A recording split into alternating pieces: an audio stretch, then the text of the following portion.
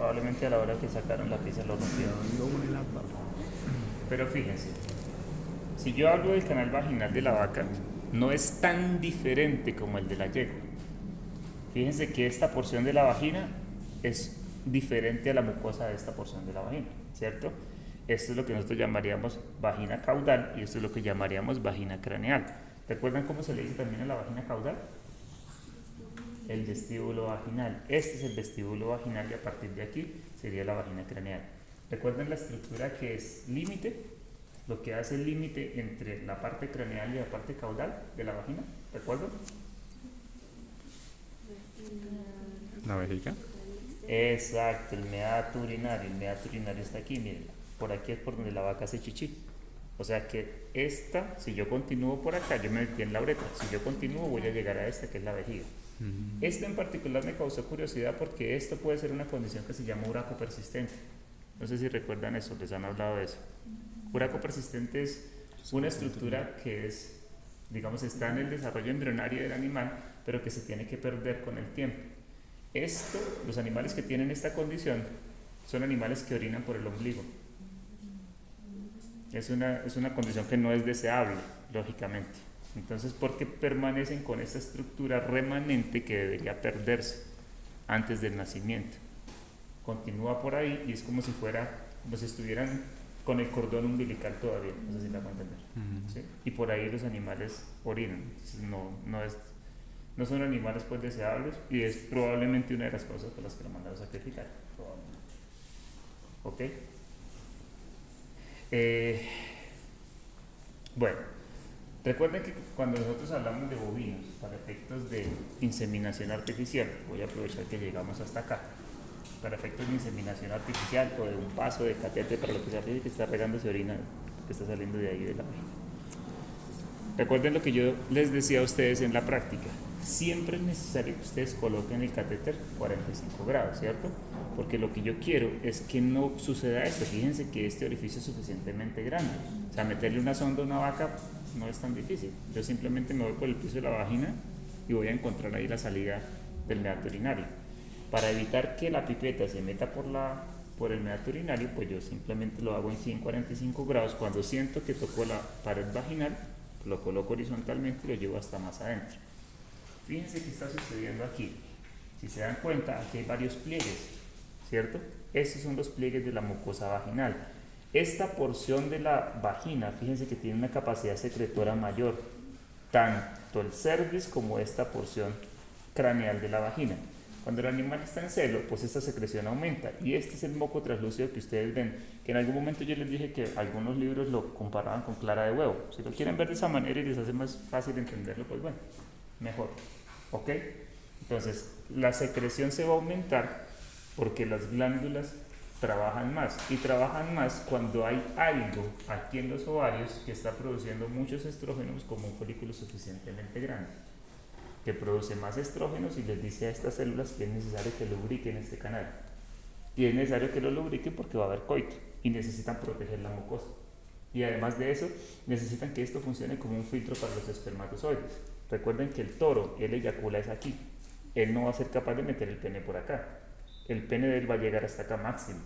Y va a hacer la eyaculación aquí. O sea que a partir de aquí los espermatozoides van a tener que buscar la entrada y van a tener que nadar contra este moco. ¿Ok? No sé si les alcancé a mencionar de la cialomucina y sulfomucina. Creo que eso mencioné en alguna clase. Yo sé que sí. Bueno, tal vez lo vamos a repetir, no sé. Este moco está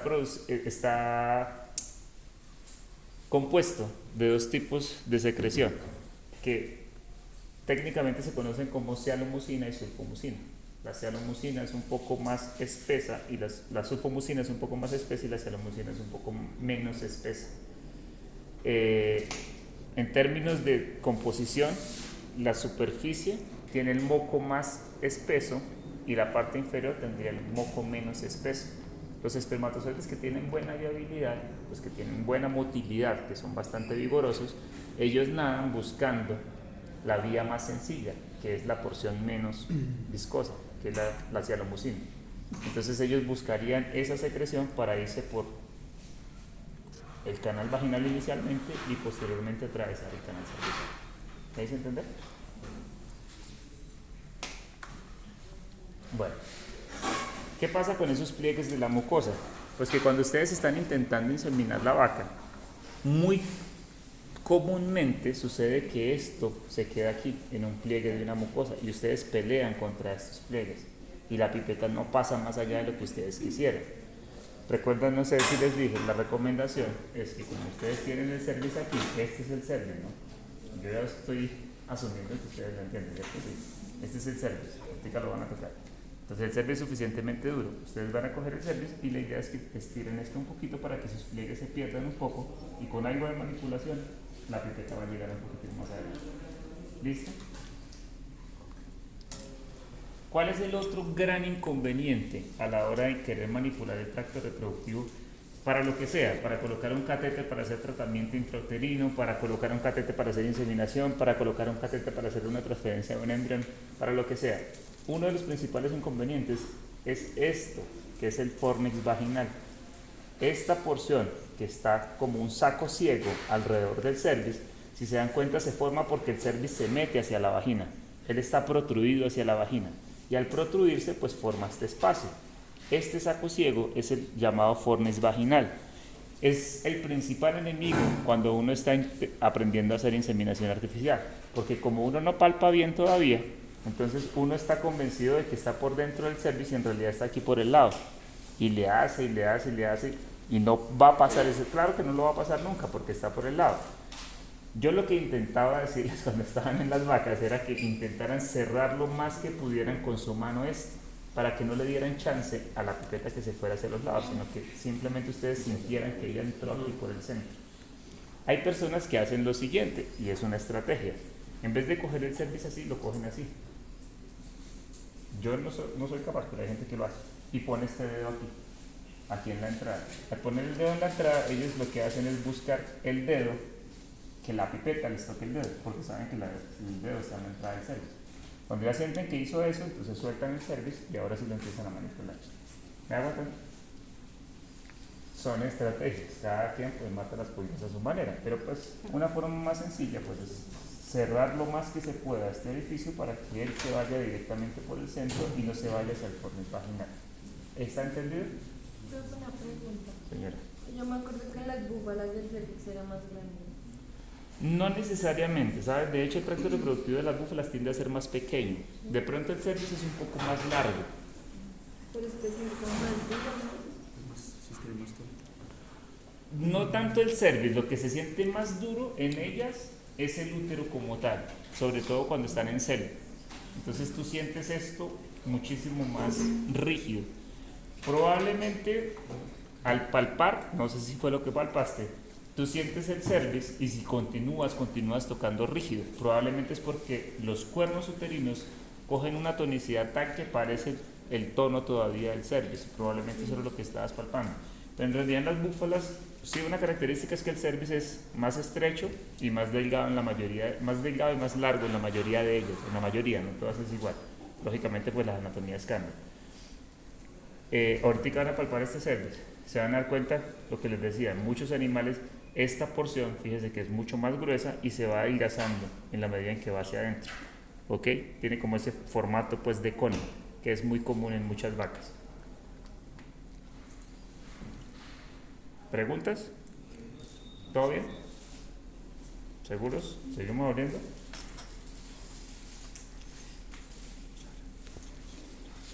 Si yo cuento como anillos como tal, en realidad son salientes. Fíjense que esta es la última. La gente dice, estoy en el último anillo. No pasa el último anillo porque siente que le falta algo para pasar hacia el útero como tal. Entonces, fíjense, tiene esta protuberancia, en este caso tendría esta otra, tendría esta otra y tendría esta otra. Por eso dicen que las vacas tienen de 3 a 4 anillos cervicales. Fíjense que esta sería 1, 2, 3 y 4. Se dieron cuenta que tiene esta tetica, ¿cierto? No todos los animales la tienen, pero si le sale esto, eso es un lío para pasar ese cervix, porque ustedes no van a saber bien por dónde es que está la entrada, porque les llega hasta acá y sienten que esto hace parte del cervix todavía. Hasta que ustedes de tanto manipular pues descubren que es un pedazo que está por fuera y que es por aquí que tienen que pasar el catéter. ¿Me hice entender? Es bueno que se hagan estas cosas para que entiendan que la anatomía es completamente diferente. Bueno, las características del cervix de la vaca, recuerden lo que dijimos, son bastante rígidas.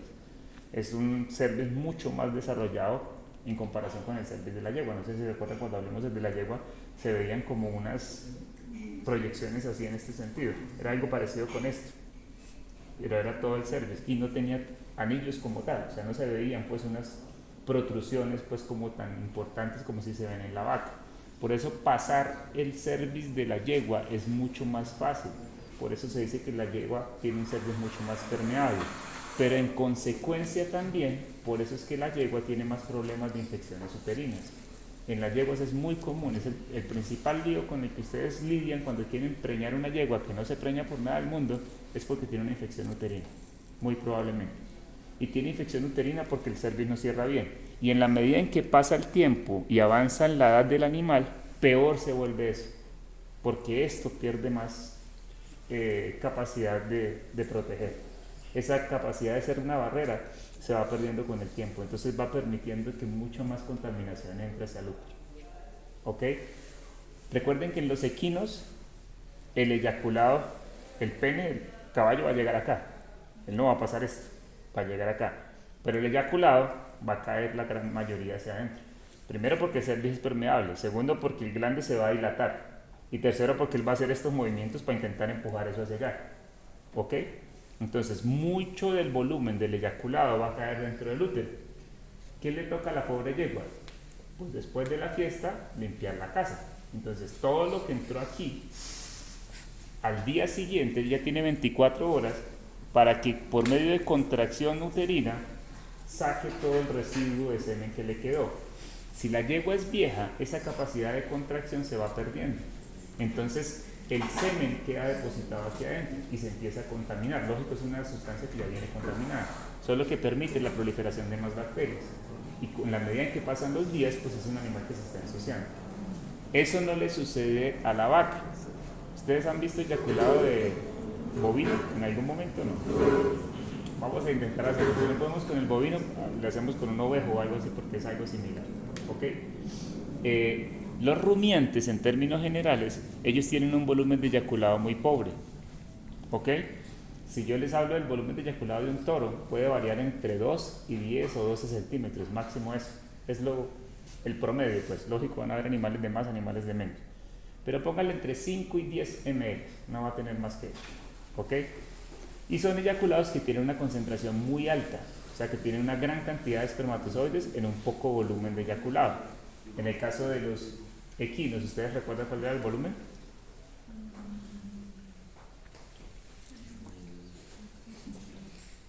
¿Cuál era el volumen del eyaculado?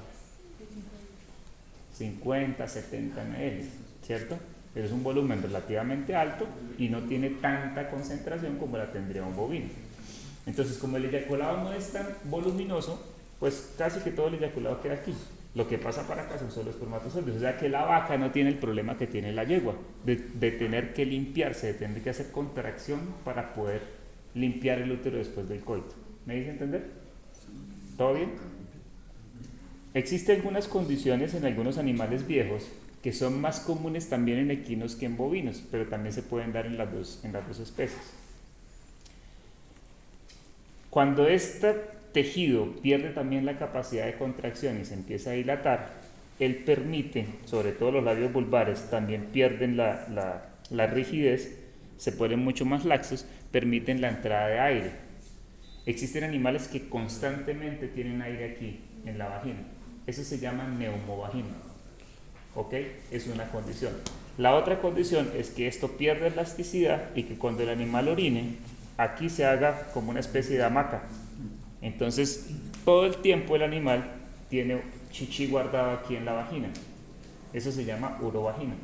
Cualquiera de esas condiciones son condiciones aptas para que aquí haya contaminación. Y si aquí hay contaminación, es probable que esa contaminación pueda llegar a tener un ritmo ascendente hasta empezar a contaminar el útero. ¿Me dice entender? O sea que en la medida en que va pasando sobre todo el tiempo en las yeguas y en las vacas, las posibilidades de contaminación aumentan. ¿Listo? Si la contaminación está aquí, pues se llama vaginitis.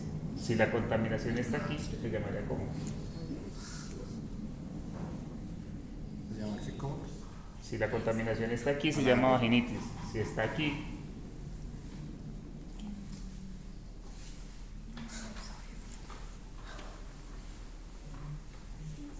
bueno, si está aquí, no, aquí, ok, metritis, endometritis está solo afectando la capa interna, pero pues es difícil diferenciarla, pero ok, metritis, endometritis. Si está aquí sería cervicitis, nadie dice nunca, un animal está con cervicitis, porque nadie le diagnostica. Okay. Si existe un proceso infeccioso aquí adentro del útero, ¿ustedes cómo creen que se pudiera llegar a tratar? Con óvulos. Ok, ¿qué son óvulos? Pues, como antibióticos. Ok, existen, Son como unas pastillas. existen unos antibióticos como la oxitetraciclina que los venden a manera de óvulos para colocar dentro del útero de los animales. ¿Qué es lo que pasa?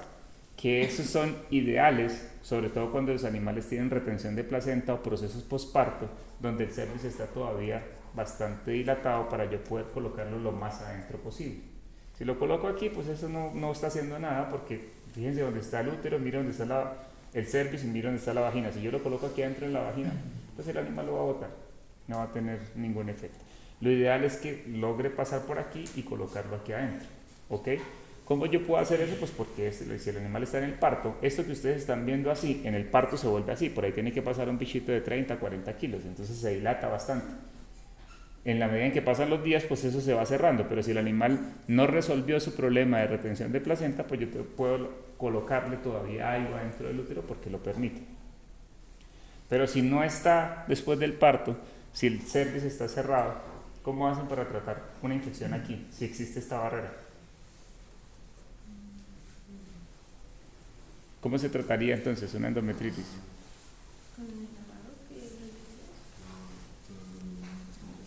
Bueno, se le puede decir lavado en realidad, pero lavado como tal no es. Yo puedo entrar con una pipeta por aquí, con un catéter, ahorita les muestro qué tipo de catéter. Recuerden, no con usted. Con un catéter yo puedo llegar hasta acá y aquí depositar alguna solución desinfectante.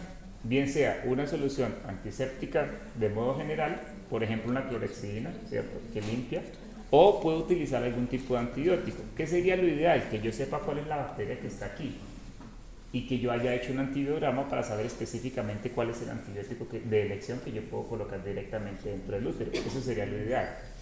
¿Puedo hacer tratamiento parenteral? ¿Entienden lo que es parenteral?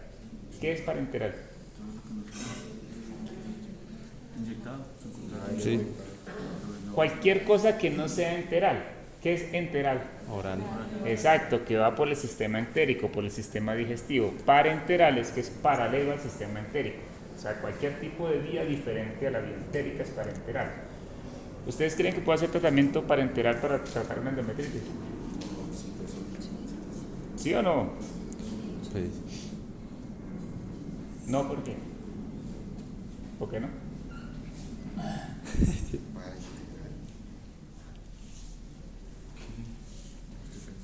Desafortunadamente, no todos los antibióticos o muy pocos tienen buena difusión hacia el útero. Entonces, de preferencia, por eso se coloca el antibiótico directamente dentro del útero, porque no todos tienen una buena difusión al interior del útero. El útero, para el tracto reproductivo, para el animal en su conjunto, es como si fuera una entidad que él permaneciera completamente aislada. Y eso también impide que haya una buena difusión de antibióticos hacia adentro. Porque esta región en realidad está un poquito alejada, un poco independiente del sistema inmunológico general del animal. ¿Ok? Porque aquí suceden cosas que al sistema inmunológico no le gustan. Por ejemplo, aquí llegan espermatozoides que son extraños. Aquí llega contaminación que es extraña. Aquí se desarrolla una estructura que es extraña para el cuerpo del animal. O sea que todo eso en realidad el sistema inmunológico no le cae en gracia. En consecuencia, el cuerpo del animal aísla esta porción para que la reproducción pueda ser factible. ¿Me hice entender? Bueno. Después del cervix, ¿qué sigue entonces? El útero. ¿Qué diferencia ven ustedes aquí en el cuerno, en el útero? Ya la mencionamos en clase, con relación al de la yegua. Que tiene más cuernos. Que tiene mucho más cuernos, ¿cierto? ¿Y cuál es el responsable de eso? Esta estructura que está aquí, que se llama el ligamento intercornual. Este ligamento intercornual en los bovinos está muy bien desarrollado, tan desarrollado que junta los cuernos desde muy atrás. O sea, si ustedes van a ver qué es el cuerpo de este útero, de este animal, es desde aquí hasta acá. O sea que solo esta porción es cuerpo uterino, ¿cierto? Si ustedes fueran a hacer inseminación artificial, ustedes recuerdan que lo tienen que colocar en un punto que se llama el punto blanco de la inseminación o el punto blanco del inseminador. ¿Qué es ese punto? Pues es esta porción que está aquí. Ustedes tienen que dejar el semen aquí y esperar a que los espermatozoides busquen su rumbo, ¿ok? Hemos hablado de los factores que direccionan los espermatozoides, ¿cierto? Dijimos de factores quimiotácticos, termotácticos y reotácticos. Entonces, si ustedes colocan el semen aquí, pues ustedes están esperando que él busque dónde fue que ocurrió o dónde es que va a ocurrir el lugar de la fecundación, ¿ok? Tiene dos opciones, ellos tienen que saber para dónde echar. Si fuese una yegua, este útero, el cuerpo en realidad va hasta acá y los cuernos arrancan a partir de esa porción, o sea que tiene un cuerpo mucho más prominente. ¿Listo? ¿Qué otra característica hace o qué otra consecuencia tiene esa misma característica? Pues lo que están viendo aquí, las gestaciones ocurren intercornuales. Entonces fíjense, este cuerno está casi vacío, ya porque está avanzada la gestación, pero este cuerno está casi vacío y el cuerno lleno, mire cómo está de grande. Fíjense la diferencia de tamaños. Este es un cuerno y este es otro cuerno. ¿Me hago entender? O sea que en este caso este animal está preñado. ¿Cuál es el derecho de esto? Está preñado del cuerno derecho. ¿Ok? O sea que la ovulación ocurrió en este ovario. Si aquí ocurrió la ovulación, ¿dónde debería estar el cuerpo lúteo? Pues en el ovario derecho. Entonces, si la fisiología y la anatomía no miente, pues aquí tiene que haber un cuerpo lúteo. ¿Sí lo ven aquí adentro? Recuerden que el cuerpo lúteo en muchos animales es interno.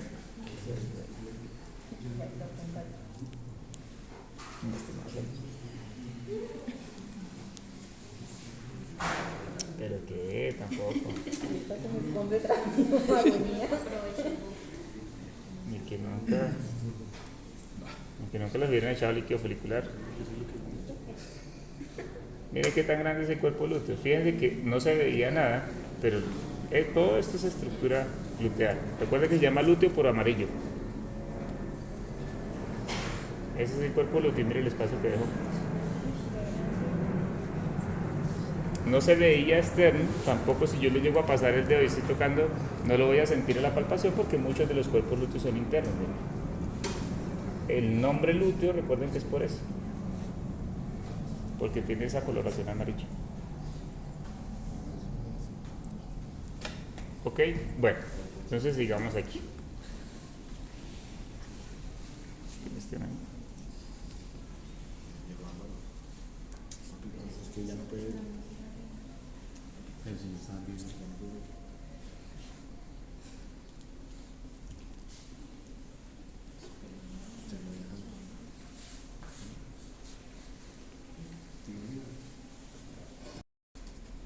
Al cuerpo del útero. Miren lo que es el cuerpo del útero de esta bichita.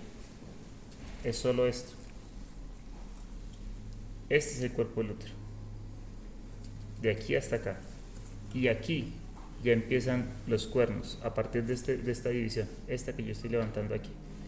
Entonces fíjense que los cuernos ocupan gran parte del útero y solo una pequeña porción es el cuerpo. O sea que si ustedes van a inseminar, a no ser que quieran hacer inseminación profunda, solo apenas sientan que terminaron de pasar el cervix, es aquí donde tienen que depositar el semen. Porque si ustedes se van un poquitico hacia adelante, ya prácticamente direccionaron el semen hacia uno de los cuernos. Es muy común, es bastante común que eso suceda. Porque fíjense que da un margen de error muy corto. ¿Ok? Bueno, este es el cuerno. Recuerden el ligamento que sostiene al útero, ¿cómo se llama? ¿Lo recuerdan? Este ligamento que está aquí es el ligamento ancho, ¿ok? Y en esta porción se llama ¿cómo? El mesometrio. Fíjense que los cuernos se van adelgazando hasta que se termina el cuerno. Y a partir de que se termina el cuerno arranca esta otra estructura. ¿Recuerdan cómo se llama? El oviducto. El oviducto de las salpinges. ¿Cuál es la primera porción? El istmo. Fíjense que aquí lo estoy siguiendo. ¿Cómo se llama el ligamento que lo sostiene? El mesosalpinx. El mesosalpinx. La segunda porción, que es esta que es más gruesita, ¿cómo se llama? La ámpula. La ámpula. Recuerden que ese es el pequeño motel donde se encuentran ovocitos y espermatozoides. Y la última porción, que es esto que tiene forma de guantecito, ¿cómo se llama? El infundíbulo. Mire, yo aquí lo estoy abriendo, esa es la entrada al oviducto. Ese huequito que se ve aquí en el centro. Esa es la entrada al oviducto. ¿Ok? Este puntico.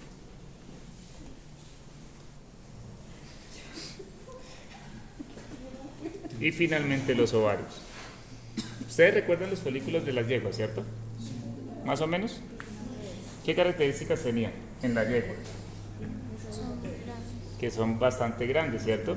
Ustedes se dan cuenta aquí qué tan grandes son los folículos de la vaca. Fíjense que son como la cabeza de un alfiler en realidad. Muchos de ellos son bastante pequeñitos, ¿cierto? Solo algunos alcanzan diámetros superiores. ¿Qué tan grande es? Pues no sé, porque eso crece ahí para adentro. Entonces habría que saber exactamente cuál es el diámetro. Entonces era lo que les decía, que algunos veterinarios dicen que es necesario saber el tamaño del folículo y el tamaño del cuerpo lúteo con palpación. Ya se dan cuenta que es imposible, ¿cierto? Porque yo puedo palpar este folículo y yo puedo sentir el folículo. Pero qué tan grande es, no sé. Porque yo solo estoy como si estuviera sintiendo la punta de un iceberg. De ahí para adentro está el folículo. Entonces no sé exactamente qué tan grande sea. Lo mismo que ustedes vieron aquí del cuerpo lúteo. Yo sé que aquí hay un cuerpo lúteo, porque sé que está preñada de este lado. Pero por palpación, tal vez hubiera sentido solo una tetica, que era la puntica que se asomaba aquí de ese cuerpo lúteo. Pero qué tan grande es, fíjense qué tan grande se dejó ver que era solo cuando lo sacamos de ahí. O sea que por palpación difícilmente ustedes van a saber el diámetro real de las estructuras. ¿Qué es importante saber entonces? Que existen otras herramientas, por ejemplo como la ecografía, que sí me permite medir exactamente cuál es el diámetro de cada una de esas estructuras, y ya con eso pues me quité ese lío de encima. Que existen folículos en diferente tamaño, ¿cierto? Porque ustedes saben que existen ondas de crecimiento folicular que incluyen el reclutamiento, la selección y la dominancia, y además de eso la atresia. Entonces estos folículos que por ejemplo son pequeñitos, probablemente son folículos que se reclutaron y nunca terminaron de crecer. O sea que empezaron un proceso de atresia. ¿Qué tan avanzada está? No sé, es difícil saber. Lo mismo este folículo grande. Este folículo probablemente alcanzó un tamaño de folículo dominante, pero nunca llegó a ser un folículo preovulatorio. Probablemente aquí se está regresando. Estos ovarios, de la forma como ustedes los ven, son ovarios típicos de un animal que está en anestro. ¿Ok? O sea que no tiene una muy buena ciclicidad. Es un animal que no está ciclando suficientemente bien. Tiene este folículo mediano y yo puedo decir, bueno, entonces tal vez no es un anestro tan marcado. Entonces los argentinos inventaron dos términos. Ellos dicen anestro superficial y anestro profundo. Anestro profundo es cuando todas las estructuras que ustedes ven aquí tienen el mismo tamaño, o sea, no hay ninguno así grande. Todos son así de pequeñitos. O sea que es un animal que está lejos de ciclar todavía. Ahora, cuando empiezan a aparecer folículos medianos y folículos más grandecitos, ellos dicen, bueno, es un anestro superficial, el animal está que sale del anestro, dentro de poco empieza a ciclar. ¿Me hice entender? Esto, por ejemplo, sería un anestro profundo. La gran mayoría de los folículos está chiquitico.